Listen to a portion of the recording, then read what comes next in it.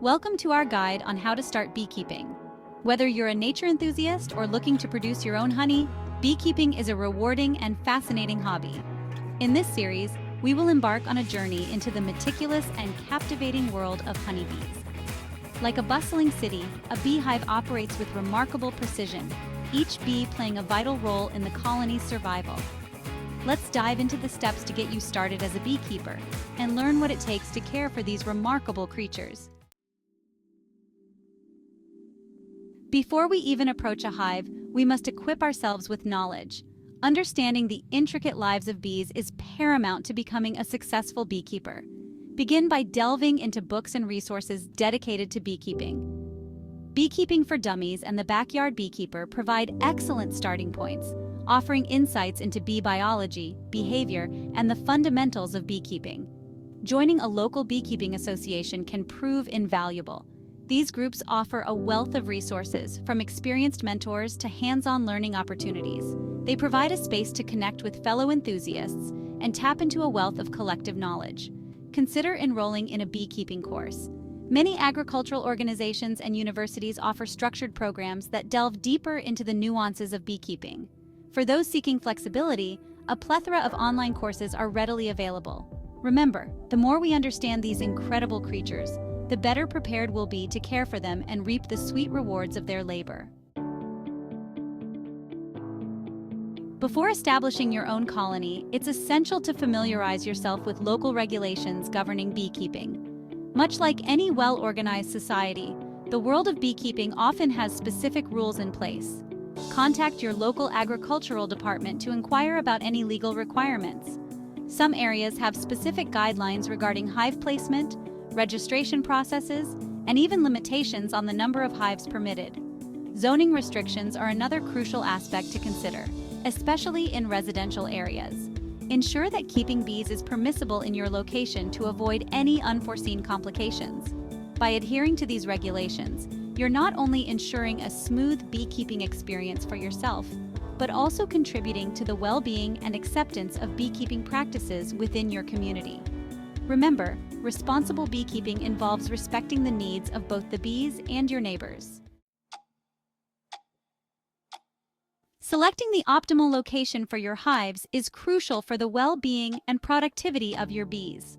Just as a wild bee colony seeks out a suitable nesting site, we must provide a hospitable environment for our bees to thrive.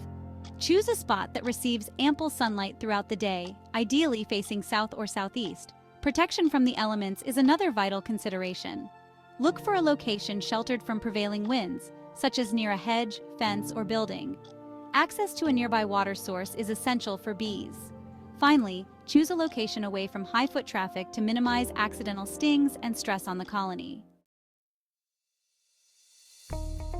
Now that we've covered the foundational knowledge, it's time to equip ourselves with the essential tools of the trade. Just as a carpenter relies on their tools, a beekeeper needs specific equipment to manage their hives effectively. The centerpiece of any apiary is, of course, the beehive.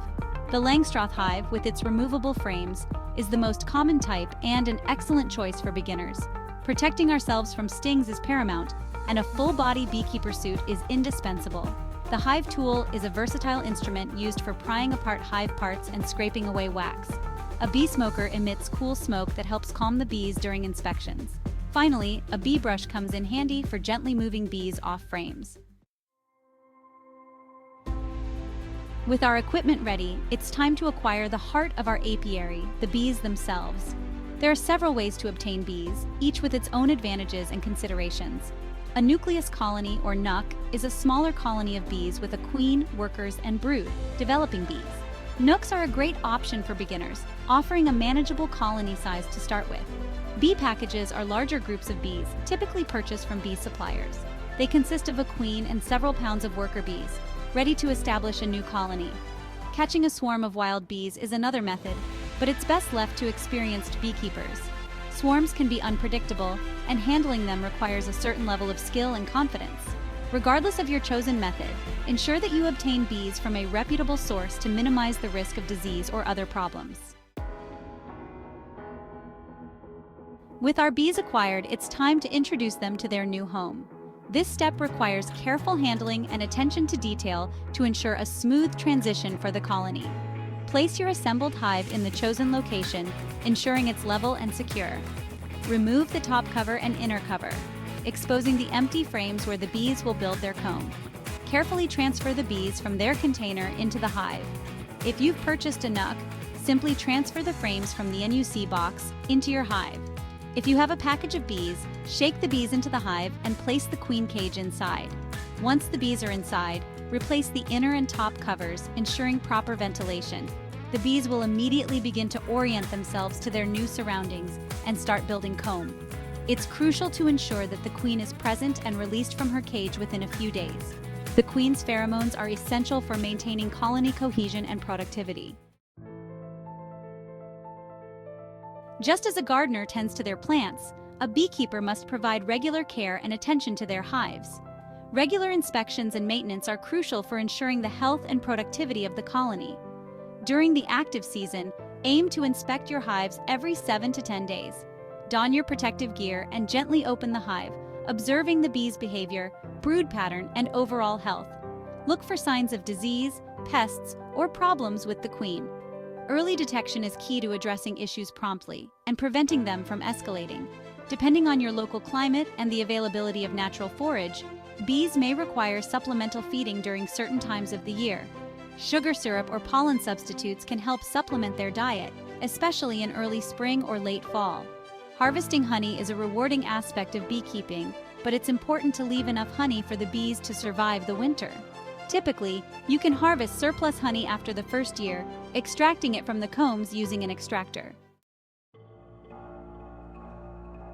Like any living organism, bees are susceptible to pests and diseases. As responsible beekeepers, it's our duty to be vigilant in protecting our colonies from these threats.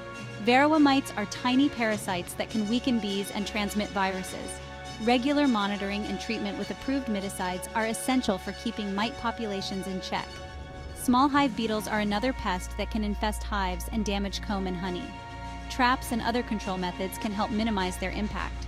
Wax moths are opportunistic pests that can destroy combs, particularly in weak or stored hives.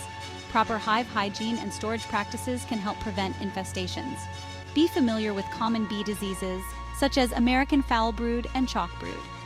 These diseases can be devastating to colonies, and early detection and treatment are crucial. Beekeeping is a dance with the seasons, each period requiring specific tasks and considerations. Understanding the cyclical nature of the bee year is essential for successful beekeeping. Spring is a time of renewal and growth. As temperatures rise, the queen increases egg laying and the colony expands rapidly. Beekeepers focus on providing ample space, preventing swarming and monitoring for pests and diseases. Summer is the peak of activity, with bees busily collecting nectar and pollen. Beekeepers ensure adequate ventilation, add supers for honey storage, and may harvest honey if conditions allow. Fall is a time of preparation for winter. Beekeepers check honey stores, treat for mites, and ensure the hive is properly insulated for colder temperatures. Winter is a period of dormancy for bees, who cluster together for warmth and conserve energy. Beekeepers provide minimal disturbance, ensuring the hive is protected from the elements. Beekeeping, like any worthwhile endeavor, is a journey of continuous learning and adaptation. No two seasons are exactly alike, and beekeepers must be observant, flexible, and willing to adjust their practices as needed. Don't be discouraged by setbacks or challenges. Every beekeeper, from novice to expert, encounters difficulties along the way. Embrace these experiences as opportunities for growth and learn from your mistakes. Seek guidance from experienced beekeepers, join local beekeeping associations, and stay updated on the latest research and best practices. The world of beekeeping is constantly evolving, and there's always something new to discover. Remember that beekeeping is not just about honey production, it's about connecting with nature, fostering biodiversity, and playing a vital role in supporting these incredible pollinators. By starting small, staying committed to learning, and approaching beekeeping with patience and respect, you'll find it to be a deeply rewarding and enriching experience. Thank you for watching our guide on how to start beekeeping. As we've journeyed through the seasons, from hive setup to honey harvest, remember that each step plays a vital role in the delicate balance of the bee colony. Beekeeping is a journey that requires patience and continuous learning. Stay committed, and you'll find it to be a rewarding and fascinating hobby, connecting you with nature in a way few experiences can. Don't forget to like, share, and subscribe for more informative videos. We'll see you next time as we delve deeper into the wonders of the natural world.